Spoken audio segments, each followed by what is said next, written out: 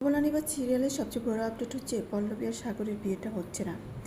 কারণ সাগরের বিয়েটা হতে দেবে না সাগরের ভগ্নিপতি। সাগরের বোন অনেক রকম প্ল্যান করেছে যাতে সাগর আর পল্লবীর বিয়েটা যাতে না হয়।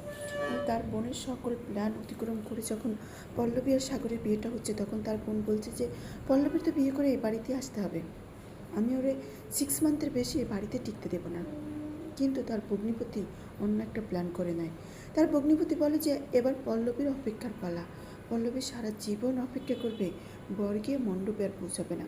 তাহলে আমরা যে প্রমোদে দেখতে পেলাম যে সাগরের গাড়ি অ্যাক্সিডেন্ট করে, সেই অ্যাক্সিডেন্টটাই কি সাগরের ভগ্নিপতি প্ল্যান করে করাবে?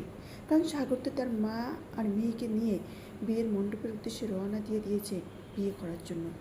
মাঝপথে গাড়ি অ্যাক্সিডেন্টটা করাবে সাগরের ভগ্নিপতি, সেখানেই আটকে যাবে পল্লবী আর সাগরের বিয়ে। দেখতে হলে চোখ রাখতে হবে কিন্তু কমলানিবাস সিরিয়াল, কারণ পল্লবীর জন্য তার বাবা মা কিন্তু সর্বস্ব দিয়ে পথে বসে আছে, আর বিয়েটা না হলে তার পরিবার এবং পল্লবীর কী হবে সেটা দেখতে হবে। তো একটা টিপিক্যাল মিডল ক্লাস ফ্যামিলির গল্প নিয়ে এই সিরিয়ালটা তৈরি।